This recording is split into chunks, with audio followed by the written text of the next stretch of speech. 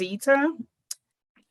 I am excited this evening to introduce my friend from the other country, and um, Cheryl Cott is an independent legal shield associate and helps small businesses and families to access legal services by making it simpler, easier, and more affordable in the form of a monthly subscription. As a skilled presenter with a passion for helping people succeed, in-depth knowledge of legal shield services, and an entire network of law firms behind her, she is on a mission to protect and empower as many people and small businesses as possible. There are at least 101 reasons for which people could use the advice, assistance of a lawyer, either for business or personal. Unfortunately, the legal industry has a reputation of being complicated, difficult to access, and expensive. Many people only think of using a lawyer when situations become nightmares and there is seemingly no other choice. But it doesn't have to be that way. Let's talk about how to use legal services proactively to give you peace of mind, keep you out of trouble, and keep your legal expenses manageable. So I'm gonna turn it over to my friend to show us how all this can be done so we can have peace of mind starting 2022. Over to you, Cheryl. That's great. Thanks so much, Zita, for having me on your show. I greatly appreciate it, and I love your hat. Thank you. It's been snowing. This is how the snow we have on the ground here. So Absolutely. Yeah, we had as you said, I'm up in Canada and we had a huge snowstorm yesterday. So I need to get a hat like that. Absolutely. So let me share my screen here. And from the beginning. All righty. So I just wanted to chat a little bit about legal services and, as you said, why folks would want to use them proactively. We typically don't think of them as lawyers are for the big scary stuff often, right? And things happen and we think, yeah, it's not that big yet. But the reality is, there we go, that legal issues tend not to go away on their own. They just get bigger and scarier. And the bigger they get, the more expensive they get and the more stress they cause. But you know what? You do not have to face them alone. I should say, the company surveyed small business owners a number of years ago, and 60% said that they had had legal issues in the past 2 years, but did not hire a lawyer because it was just too expensive. Those that did spent well over $7,000 on average, and many spent even more than $10,000. That is not at all budget friendly for a small business. Now, what about for personal? You might be thinking, well, I don't own a business and I'm a good person. I don't need lawyers. Well, let me ask you a couple of questions. Have you ever gotten a speeding ticket? Or have you got a teenage driver in your home that maybe it's just a matter of time? Have you ever done a real estate transaction? Have you ever been audited by the IRS or the CRA? Have you ever been in a situation where you said, hey, can I speak to your manager? Can I speak to the supervisor? Those are all examples of how you might have benefited from having a lawyer easily accessible. These are some of the top 10, some of the legal issues faced by small businesses. But I've only barely touched on what we could use lawyers for personal services. And I'll give you just a few examples. A number of years ago, actually many years ago, in my first career, which was advertising, I worked at a small firm, and then I was headhunted by a startup ad agency. And it was a really exciting opportunity. So I, of course, jumped at it. And when I turned in my resignation, my boss at the time said, "Well, where are you going?" And I told them. Well, they turned around and threatened to sue me, reminding me that I had signed a non-competition agreement when they hired me. Well, A, I didn't remember it. And at the time, I was 20 something, and I might have read it, but I certainly didn't understand it. Now, the reality was my new employer offered to pay for a lawyer. It was going to be several $100s just for a consultation. And what they did was listen to my story, and they said, "You know what? You're not qualified to do anything else. This is not a super high competitive industry like pharmacy or IT. This non-compete doesn't hold water. They can threaten all they want to sue you, but it would not hold up in court." Well, that was huge peace of mind for me. But had my new employer not offered to pay for that lawyer, I certainly couldn't have afforded it. I would have just been very, very stressed, crossing my fingers, or who knows, maybe I wouldn't even have taken the job. But you know what? My previous employer probably would not have kept me on. That's just reality. So there's tons of ways that you can use legal services. Not so long ago, I took my car in to get my tires swapped, get the winter ones off and the summer ones on. And I left it with them at the time I was employed. I left it with them, went to work. They called me in the afternoon and said, "Oh, by the way, your ball joints need fixing." And I thought, oh, I was afraid something like that because I had heard a noise. So I said, "Of course, go ahead." It was going to be about $500. I picked the car up at the end of the day, paid the bill. I didn't even get 3 blocks. That car was shaking and rattling and really not rolling very well at all. And at first I thought, well, maybe it's the big truck beside me. You know how that is when you hear a noise on the road? I looked around and everybody was looking at me. So I knew it was my car. So I just did a U-turn, went right back to the mechanic shop. As I said, I didn't even get 3 blocks. And I said, "Hey, something is wrong." I thought maybe they left a wrench under the hood. Who knows? Anyways, left it with them overnight. They called me the next day and said, "Oh, your ball joints broke and in turn cracked your control arms." I'm thinking, ball joints, that's what you replaced yesterday. And they said, "Yeah, sometimes this happens." And I thought, well, I can't drive it. So I said, "Go ahead." Well, when I went to pick the car up at the end of that day, there was another bill for $550 more. Well, I don't know if it was faulty workmanship or faulty parts or maybe both, but I shouldn't have had to pay twice. I asked to speak to the manager, wasn't there. Asked to speak to a supervisor or the shop owner. They weren't there.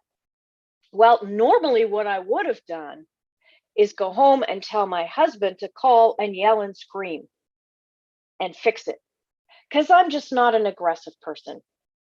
Well, instead, I was able to pull out my phone, call my law firm, and you know what? Because the service advisor heard me do that, suddenly the owner appeared out of nowhere, and that bill disappeared. It's amazing what a little bit of legal muscle can do for you. And I'll tell you in a little bit how I was able to afford that. Small business contracts, whether you're the business owner, whether you're the client, we have all signed contracts, whether we realize it or not. If you've got a cell phone, you've signed a contract, a very long contract, in fact. If you have internet, hydro, gas, maybe a home phone, if you've ever leased or purchased a car, if you have a mortgage, if you rent space, either an apartment or a condo or a commercial space, those are all examples of contracts that you've signed, whether you've realized it or not. Did you take the time to read them, and did you fully understand them? If you're a business owner, have you got contracts that you use with your clients? Where did they come from? How do you know that they're entirely up to date, especially now with COVID and everything changing so often? As Zita said, there's over 101 reasons just for business why you might want to use a lawyer. And these are just a few examples. You know, as I say, old contracts that need to be updated or replaced. What if a creditor is threatening action or someone threatens to sue you? I met a young lady once. She owned a salon in downtown Toronto. And you know what? She had not one, but two different people threatening to sue her. One over trademark, because she hadn't properly researched the name that she chose for her business. And the other because she had hired some folks whose skills maybe weren't quite as good as hers. They had ruined a client's hair, at least in the client's opinion, and that client was threatening to sue her as the owner of the business. Well, was she ever grateful to be able to access a law firm and get some advice on how to handle those situations? Unfortunately, with COVID, legal services are in high demand. You know, unfortunately, folks are losing jobs, businesses are having to close, just so many things are going on. And, you know, now with the,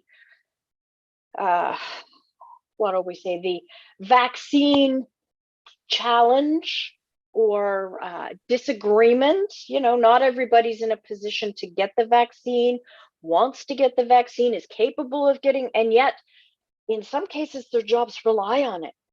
And people have lost their jobs simply because they can't necessarily comply. Is that right? I don't know. What are those employees' rights? What are the employer's obligations? If the employer's not supplying the personal protective equipment, does the employee have to? Again, these are excellent questions for lawyers. You know, we often say, if you don't know your legal rights, you might as well not have any. So we've got all sorts of unexpected things that might come up. We've got business on the left and we've got personal on the right. Landlord and tenant issues have also come up during COVID.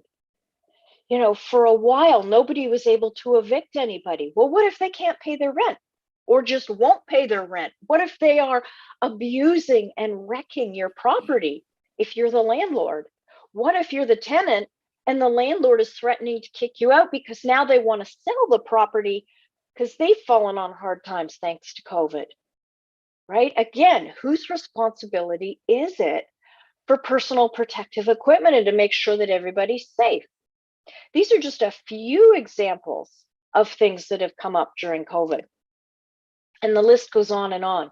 Well, I promised to tell you how I was able to afford a lawyer to deal with that mechanic situation. And I'll tell you a couple of other stories.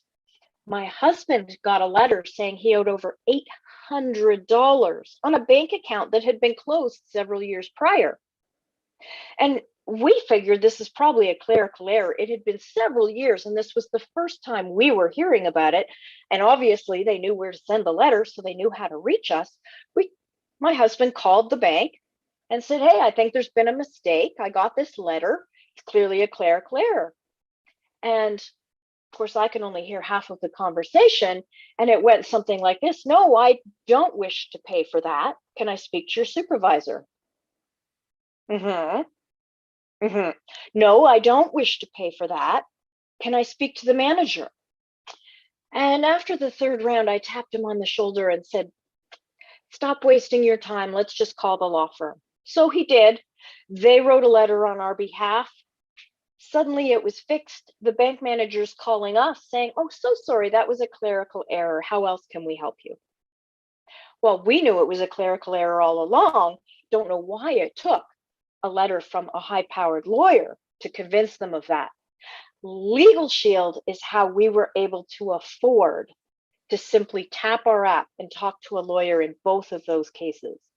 Legal Shield's a company, we're actually celebrating our 50th anniversary this year. which is pretty phenomenal.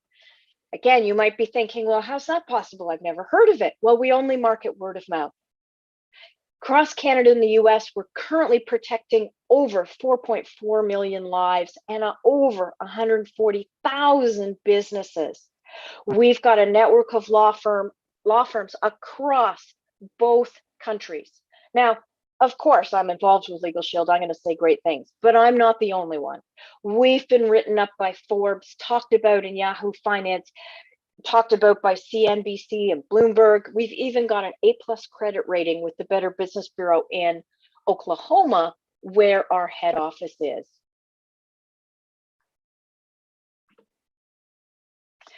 Now, I talked about using legal services proactively, often getting answers to questions, getting information verified, because we can all Google, but how do we know it's the most up to date? And how do we know it's the most relevant for our state or province? And as I mentioned, getting contracts and documents reviewed, preferably before you sign them. Often that means you might not have to use lawyers for these life events that are normally more reactive. Now, with Legal Shield, it's only $29.95 a month for an entire family, and it includes getting your wills and powers of attorney written, which is huge. I didn't create this slide. I would have put that more into the preventative category. Now you're thinking, well, I don't want to think about death. That's a long way off. Or I have a will that I wrote years ago. Is it up to date? Things can change. What the heck is a power of attorney or a living will? Well, I'll give you another example. A couple of years ago, my mom fell, broke some bones, landed in the hospital, was going through therapy. While she was in the hospital, some unfortunate life situations happened and she lost 2 siblings in 24 hours. Her brain just did not want to deal with that. So she had a bit of a mental breakdown, and short story, for 6 weeks, she thought she was Queen Elizabeth. Well, clearly she was not in a position to make decisions about her health care or look after her finances. And normally, I mean, my sister and I are the ones that lived closest by, and we were visiting every day. The doctors would have turned to us for decisions. Thankfully, I am so grateful, my mom had a power of attorney created, and she had chosen as her power of attorney, not my sister and I.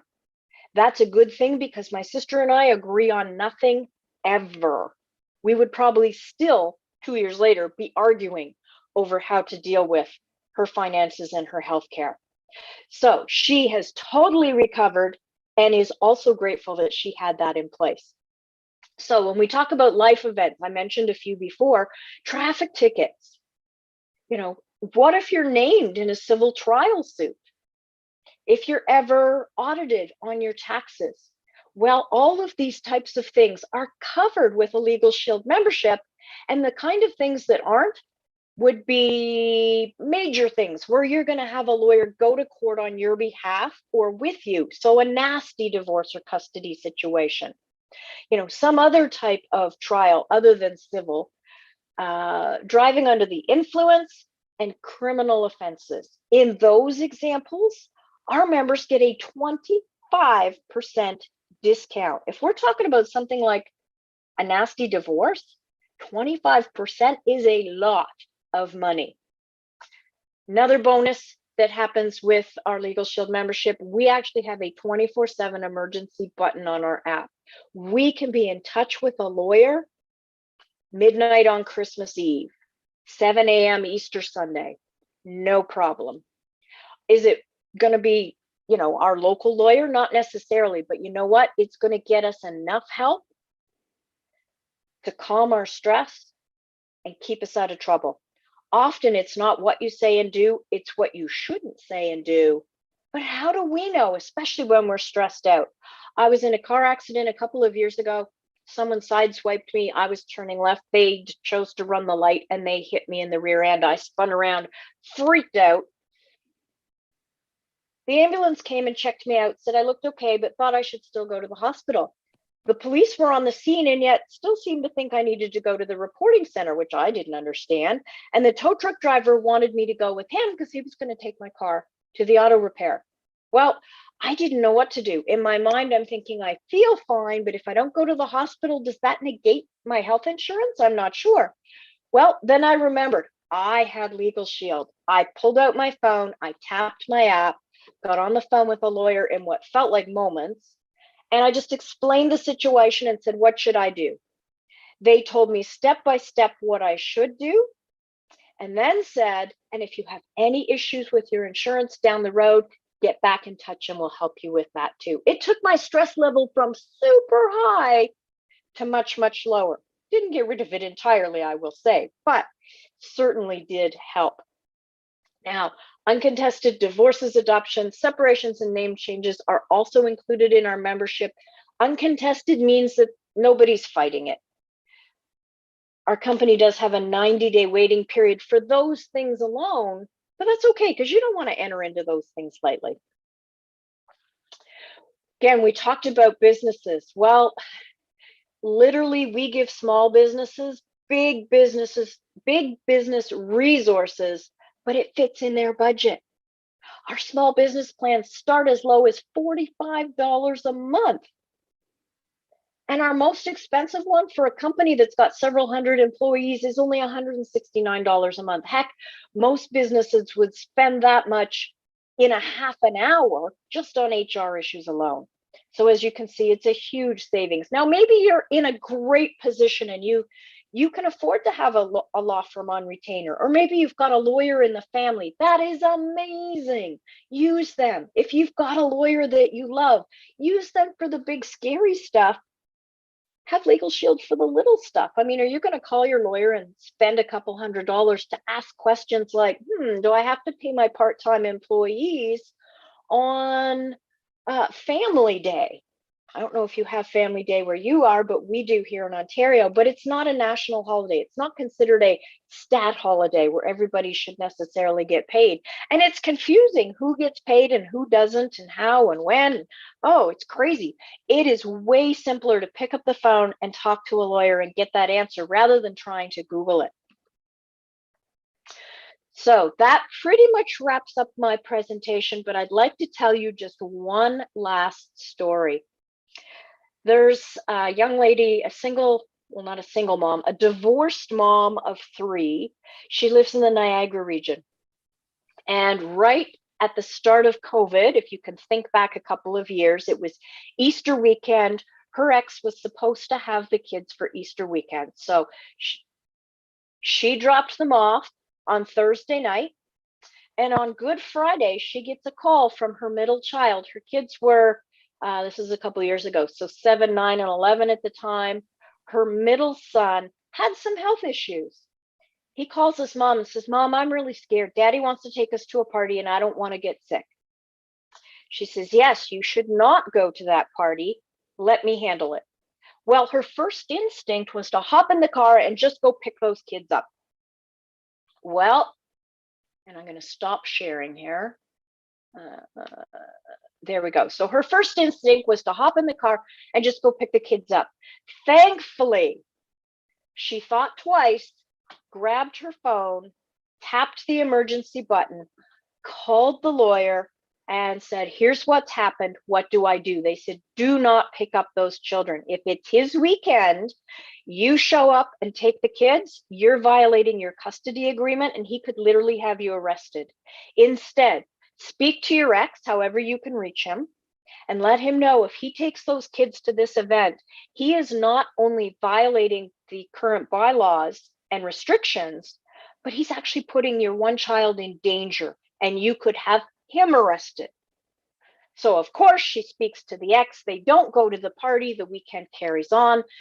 He drops them off on Sunday night, and she has a typical conversation. How was your Easter weekend? Did the Easter bunny come? Did you have fun? What did you do? And so on.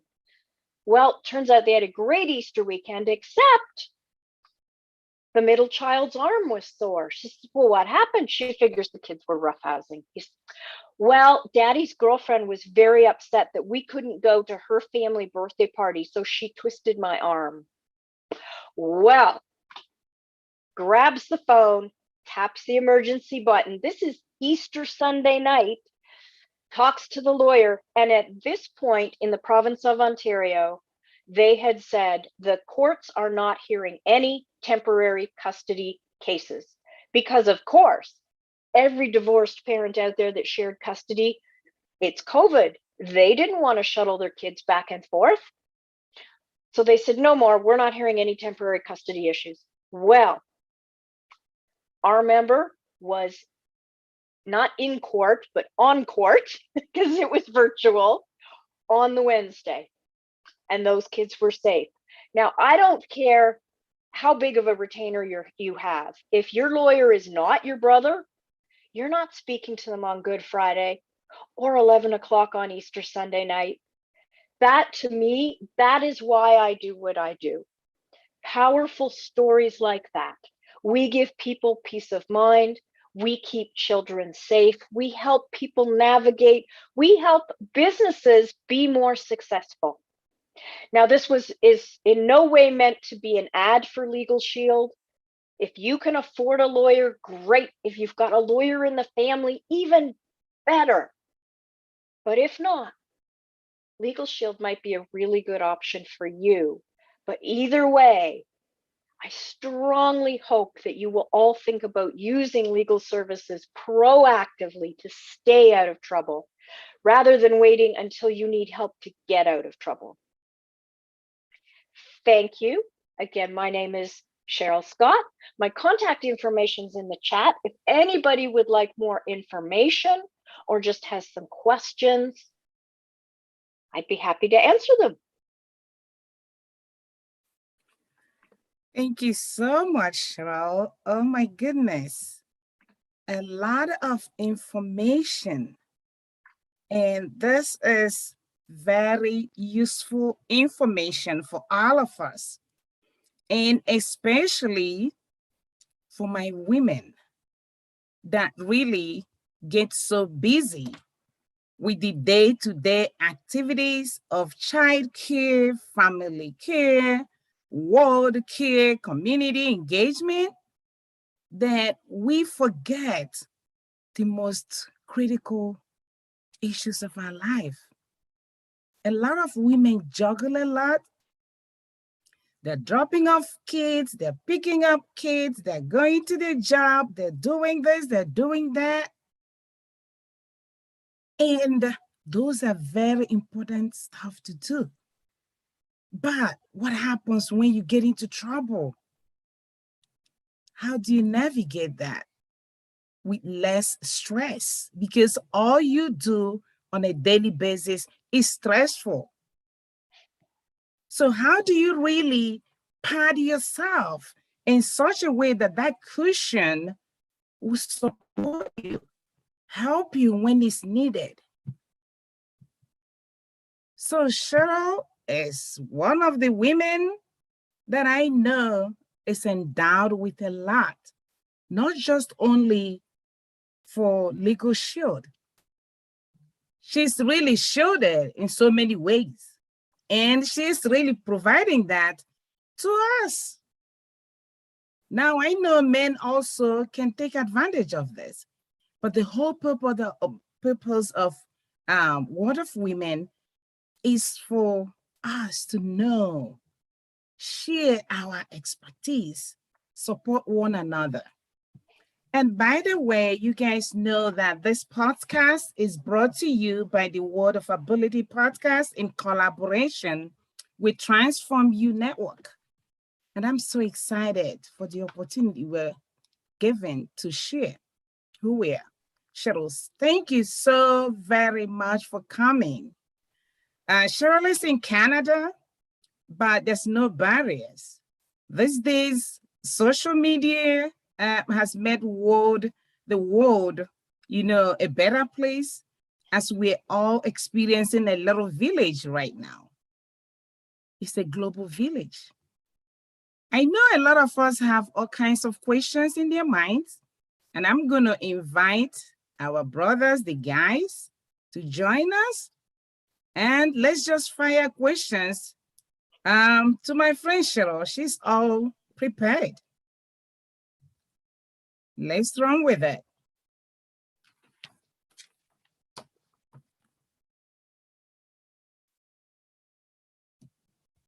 Emily, are the guys in? Yep, all of them are back. Okay, thank you. Nobody has any questions? No, I I don't didn't believe even. that. Don't all talk at once. We'll talk at once, that's correct. I guess I'll jump in here. By the way, I'm also celebrating 50 years. I'm 50, and so I too say the best is yet to come. So so there's a That's so similarity. true. So, but can you speak a little bit more to the ID Shield part of things? Identity theft is, Sure. a big deal, and so kind of what are some stories, examples about how, the identity theft is coming into the marketplace, and what ID Shield is doing to stay ahead of the curve on online safety? I'd be happy to. Yeah, I didn't even really touch on ID Shield, but scams and so on have been rampant for years.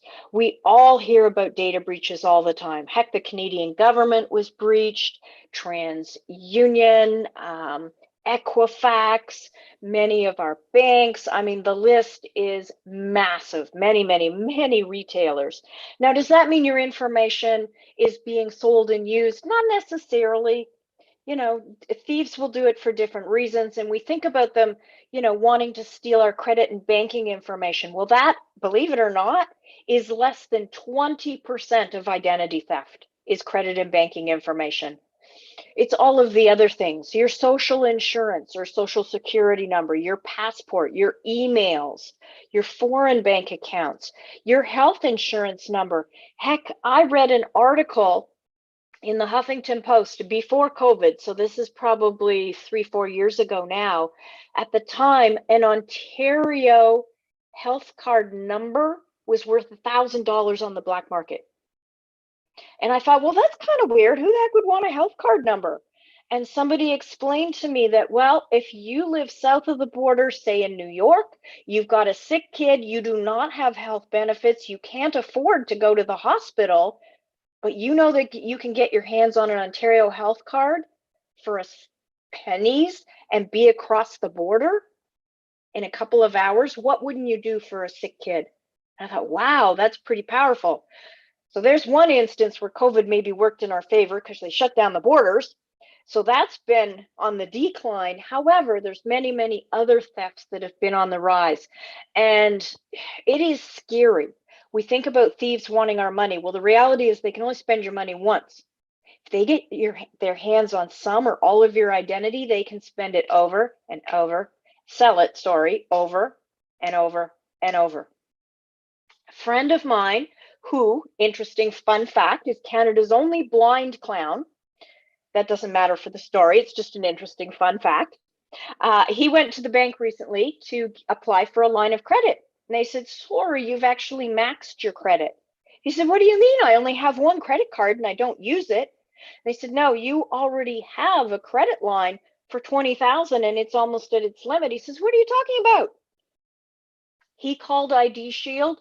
Turns out somebody had gotten their hands on some of his information, took out a line of credit in his name. Well, he was able to call the ID Shield. They put their licensed investigators to work to figure out what was stolen. And they worked in conjunction with the lawyers to put him back to pre-theft status. So he's fixed and he was able to keep his life going in the meantime. If any of your identity was stolen, let's say you lost your wallet, for instance, what would you even do? Could you remember everything that was in your wallet? Well, with ID Shield, you don't have to. You only have to make one phone call, no stressing, no guessing, and they do whatever it takes for as long as it takes to put you back to pre-theft status and ensure that you can keep your life going in the meantime. Because often what happens, well, think about it. You lose a credit card. What do? You call the bank, they cancel it and send you a new one by snail mail. What do you do during those 4 or 5 days till it gets to you if you've been used to running your whole life on that credit card? That's just one example. How would you even know if somebody got their hands on your passport until the next time you went to travel? Children and the elderly are particularly at risk. Children in particular, because who's watching their identifying information? There have been several instances on both sides of the border of people getting notices that they had received government assistance that they did not receive and didn't even apply for. Well, somebody's gotten their hands on their social insurance or social security number and taken advantage of that assistance. And now the government doesn't know that it wasn't that person. They want them to then pay tax on it. And they're like, but I didn't receive it. How do you prove that it wasn't you? I don't know how many of you have ever seen the movie Identity Thief. It's hilarious. Jason Bateman, and I can't think of the woman's name. It'll come to me later. Anyway, if you haven't seen it, it's a riot.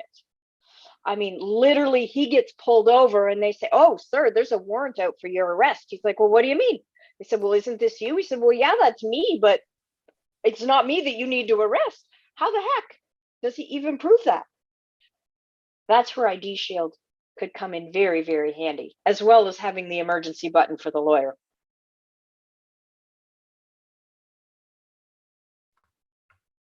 Okay, interesting you bring up Jason Bateman. I've had people tell me I have some resemblance to him. I don't know if you agree, but yes, a little bit. That's actually what reminded me of the movie. All right. Glad I could help. There is a ton of movies out there that also talks about what happens if you die without a will. There are relatives come out of the woodwork. Death and money do strange things to people. They might have been your favorite relative before who supposedly loved and doted on you, but as soon as money is involved, all bets are off. And you know what? There will be relatives come out of the woodwork that you didn't even know existed. And reality is they might not even truly be relatives. There's a ton of scams out there. Just saying. The other thing that can happen with identity, it's not always about people wanting to sell it for money. It could also be someone who's vindictive. There was a movie out there about a couple that split up. It wasn't War of the Roses, but something along that lines. And I don't even remember who played in it, but literally the husband was so vindictive. He obviously had some of his wife's identity, knew her social security number and so on. He made her officially dead. He didn't kill her, but as far as everybody else was concerned, she was dead. Credit cards didn't work. Like, she literally could not live her life because as far as everyone else was concerned, she didn't exist. Kind of interesting. How the heck would you handle that? Pretty scary. Now, Ziti, you mentioned specifically women. There are so many issues. Not that men can't have them as well, but what if you want to get out of an abusive relationship? Often that is way easier said than done. There are certain channels that you need to go through. What if you're in business together and you want out? You can't necessarily just walk away. I've heard horror stories of creditors then coming after them years down the road because they never did the proper steps to get their name off of that business. I spoke to a woman not that long ago, actually. She immigrated from Africa when she was 14. She was physically 14. However, whoever was sending her over filled out the paperwork with a wrong or purposely incorrect birth date that said she was 24 because they wanted her to be the legal guardian for a 4-year-old. So here's a 14-year-old looking after a 4-year-old immigrating on a ship over to Canada. How scary would that be? Well, she made it and they're fine. But years later, she is still battling the government because some of her information says she's 54 and some of it says she's 44. She didn't know how to fix it. Lawyers, unfortunately, were necessary.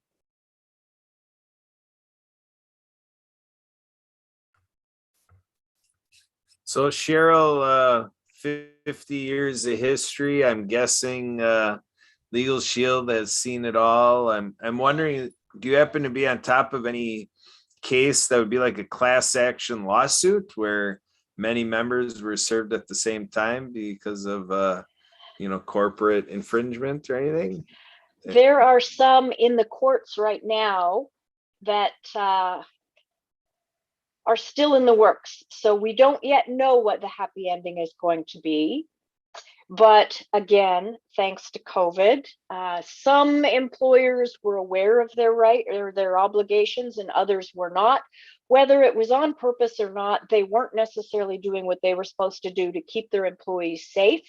And yeah, there's been a few class action lawsuits started. As I say, they haven't yet come to fruition, so we don't quite know how they're going to turn out. I have a sneaky suspicion, but we will see. And I'm sure there's been others over the years, but not in my tenure with Legal Shield, thankfully.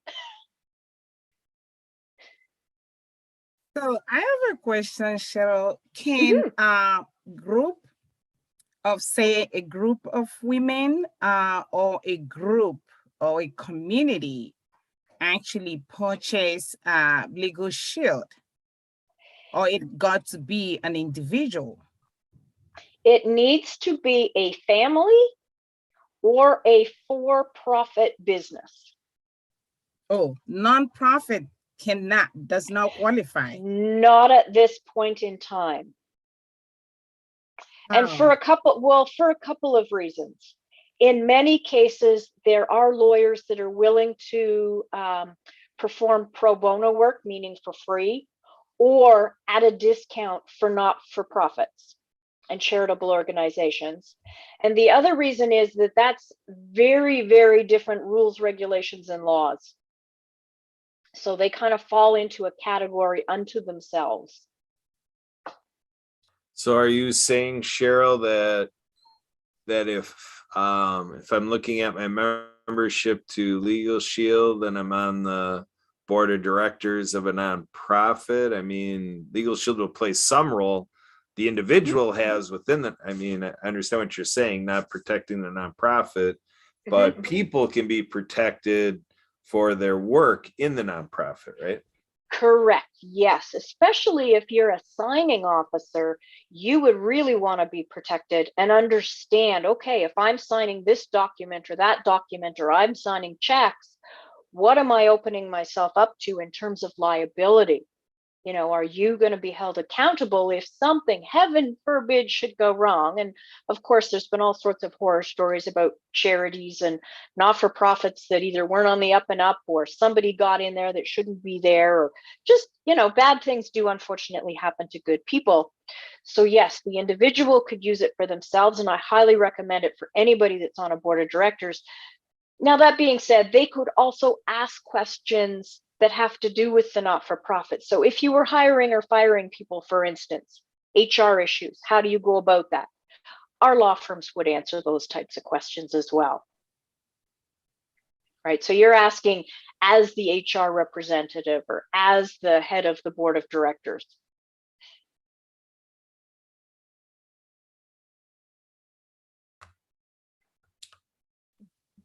I guess another thing I'm curious about is with some endeavors, it's good to get background checks and so forth. Is that kind of a routine thing happening at Legal Shield? It can be. They'll either, depending on the nature and the circumstance and so forth, they'll either do it for you or guide you through how to do it. And that does vary a little bit from between the provinces and the states. Same with our traffic ticket defense. You know, if you're in a state where it's normal that lawyers would go to court on your behalf, our lawyers would do that. Here in Ontario, lawyers don't go to court for traffic tickets. They just don't do it. They would tell you how to, or tell me, because I think I'm the only one in Ontario, they would tell me how to go about handling that, exactly what to say, what to do, where to go, forms to fill out. And if anything didn't go according to plan, I would have a number I could call and get them on the phone right away. So huge peace of mind, because often, you know, traffic tickets, could you fight it? Should you fight it? How do you fight it? Sometimes, a friend of mine, interesting story, has a bit of a lead foot. She has gotten multiple tickets, 2 of them on the same road because she didn't learn the first time. Both of them looked like the same ticket. They were both for the same amount and so on and so forth. And they advised her on the first one, she should fight it. And that was great. In fact, she got out of the ticket totally. That's not their mandate. Their mandate is to save your points, but sometimes they get us out of the ticket entirely. The second time, because she thought it looked like the same ticket, she thought, oh, I can probably just fight this one too. But thankfully, she sent it to the law firm just to be sure. And they said, not the same ticket. There's a mark on here that indicates they reduced this on the scene. If you fight it and lose, you're going to pay the original amount, not the reduced amount. We highly recommend you just pay it and run. Seemingly similar situation, different outcome.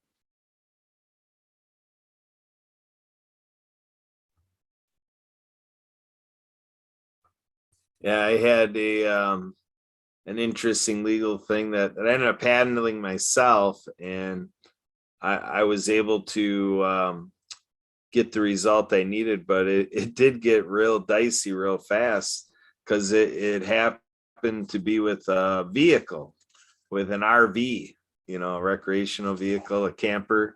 And we basically had an old one that my wife's family had hung on to, and we kind of continued using it until we ran it in the ground and we abandoned it, and so what comes up is we never did anything with the license plates. Well, of all things, long after this fact of abandoning it, all of a sudden I get in the mail that with the North Texas tollway, I'm a habitual offender and I'm up against, fraud and all these things. And, so they were throwing the book at me. So, and you don't even live in Texas. Yeah, I know. So I had to do a lot of investigative work and had to go audit the situation. Like, how did I even get to this point?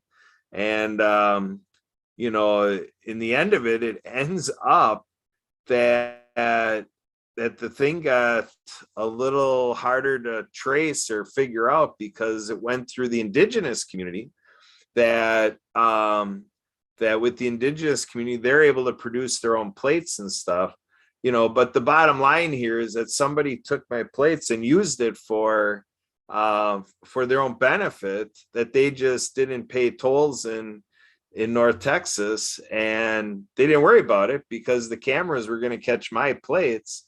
And so the whole thing came to me, and I was talking to the authorities down there, and I even talked to basically the head honcho, this lady, and she was saying, she's like, you just better pay it up and pay up the fines and take care of this, because they were throwing the book at me. And the only thing that saved me was I got the sheriff deputy to come out to my house and respond to this and to get involved. And then we pursued the fraud line. So their fraud line, and there was a different specialist that handled fraud. So it took that management person to supersede the other management, from the other division, and overrode the whole thing and cleared me of the whole issue because he looked at it from an identity theft standpoint and took care of me. But before that, I had to think of everything. I happen to have served with the council here in the state of Wisconsin and was appointed by our governor. So I started talking big, like, oh, you don't know what you just started up. This is becoming a Wisconsin versus Texas feud here. I thought of everything, and the idea is none of that worked. It didn't matter to this lady. She was still going to throw the book at me. So I mean, how many hours do you feel you spent? I know. It was at least a dozen hours. At least a dozen hours. Oh, at least. And I mean, on the bright side, there is a bright side to everything. You're lucky that whoever got their hands on your plates did not go out and commit a crime during all of that. You're lucky it was just toll offenses. It could have been way worse. Right. Yes. Oh yeah. Yeah. That was all part of discussions in that 12 hours that came up. Wow, how scary is that? And even, Yeah. yeah, scary, and the stress and the anxiety, and oh my goodness. Wow. Yes, It was. absolutely. And ZD, you've had other people on this show that have talked about stress and the toll that it plays on the body. So we need to Mhm. reduce stress whenever Yes. possible. Yes. Exactly. And that's why we're doing all this, anything anybody can share that will really help us to, we know we cannot eliminate it, but reduce it to a bare Hmm. minimum so people can really function well. It's Absolutely. wow. Coming from Africa, I must say that our background is not that we have a different kind of what do you call that, justice and peace and legal whatever procedure. Most of us, we're not exposed to that. I wasn't. And I didn't really know a whole lot about law and order and stuff like that. And until I started traveling the world, honestly. And I'm like, when I came to the United States, I was shocked at every single thing has a legal, even nothing. I'm like, come on, don't tell me this. Yeah. So it's like the litigation is out of this world. Hmm. It is So very really, complicated to yeah. So navigate. and I talk to women. I deal a lot with women, immigrant women. Hmm. And I when I listen to them, I get shocked, and I'm like, I wish they knew that this is not even lawful. Well, and that's the thing is so many, and it's not just, women, elderly, the young, so many Yes, people get taken advantage of because they just don't yes, know their rights. They don't exactly. understand the right procedures. They think they're doing what's logical. Well, unfortunately, according to the government, not everything is logical. The way that things should be aren't necessarily the way that they are. Yes. I met a young woman who she was on vacation, fell in love with this gentleman. He supposedly loved her, came to Canada, they wed. So she was his sponsor. 5 years later, when they were, the government kept track of them for the 5 years to make sure that this was a legitimate marriage. And at the end of that 5 year term, he took off, took the car, emptied their bank accounts. All she had left was her house, and that was it. She didn't know what to do, didn't know where to begin. So thankfully had Legal Shield on her side and was able to access help. And I mean, those are more extreme situations. There can be things as minor as, it is not uncommon for cell phone companies or any phone companies to overcharge $5 here and there. Oh yeah, forgot you were supposed to get that $5 discount because you bundled your products or you're a loyal client, whatever it is. We'll fix it on the next bill. And sure enough, they'll credit the $5, but what do you want to bet the $5 charge shows up again? And they're hoping that you just won't notice for a few months, which is fine. I mean, it's $5. Are you going to call a lawyer over $5? No, because it's going to cost more than that. But with Legal Shield, it doesn't, and you can call and get it fixed. Because most of us aren't going to argue over the $5. Oh, I didn't notice for a few months. Fine, I'll pay that. And then going forward, no, you deserve a refund of however many months that was, right? If you cancel your gym membership and it's still on your credit card, that's not right. You deserve a refund from the moment you canceled. But those are super, super common challenges, unfortunately. In retail's just known for stuff like that. And how many people don't notice? And $5 times $5 times $5, Yeah. it adds up.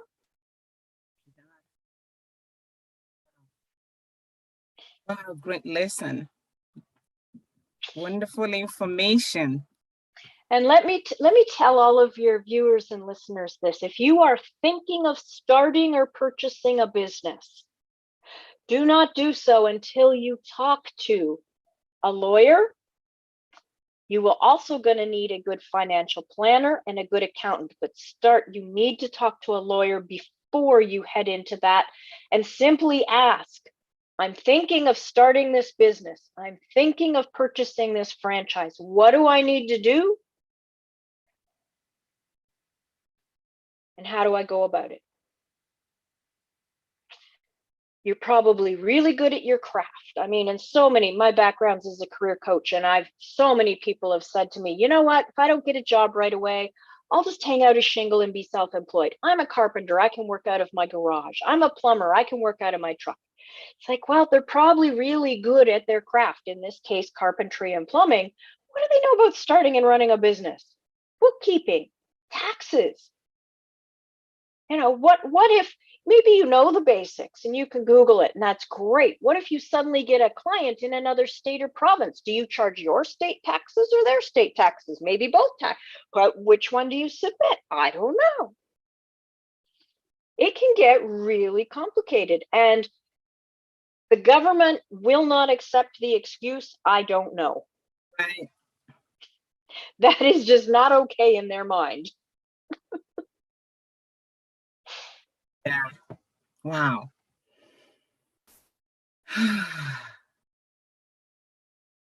I'm sure we have all taken in a lot of information here, and people will be getting back to you. I'm sure of that, with more, questions, and taking next steps in protecting themselves with Legal Shield.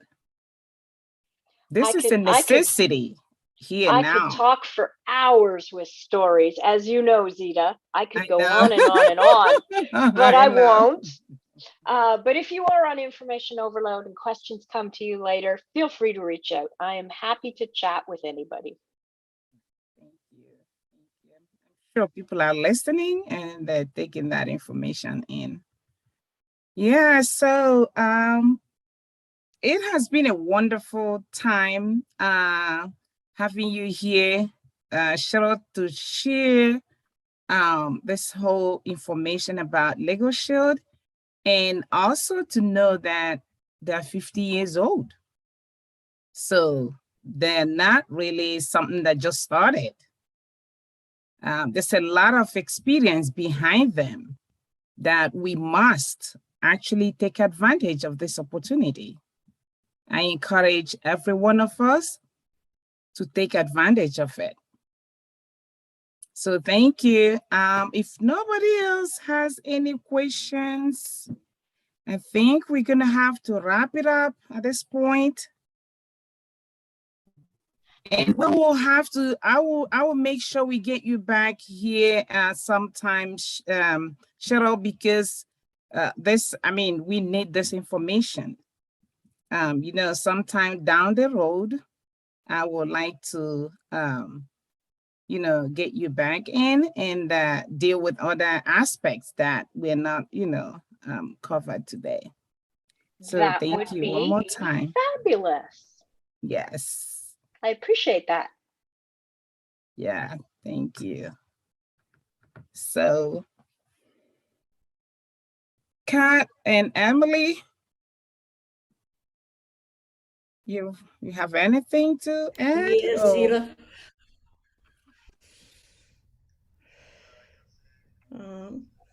Kurt, do you have anything? No, I would say this has been a good episode. Just a reminder that whether you're catching us on YouTube or Facebook, the video part of this is available on both of those. So we're always appreciating everybody who subscribes to our YouTube channel and likes our Facebook page. And every week, right here at 8 p.m. Eastern, we're bringing different women with different expertise to talk to us. And please try as much as possible to make yourself available. Watch the replay. Well, I'd like to say thank you to you, Zita, for providing this platform so that women and people in general can get this type of information. You know, it's not always easy, and sometimes we just don't know what we don't know. So thank you for doing this. This is a wonderful resource. My pleasure. I have always thought that women bring a lot to our world, but we're not actually recognized for all that we do. And I feel this is one way, you know, of really acknowledging women and encouraging them to reclaim their identity and continue to do what we're called to do. This time more informed, you know, and in a more relaxing way. So if people take decision, it will be nothing but an informed decision. Thank you. All right, so I'm glad that this was really informative, and I'm gonna say have a good night, everyone, and see you next week for another episode. Bye. Bye-bye. Thanks, Zita. Welcome, Cheryl.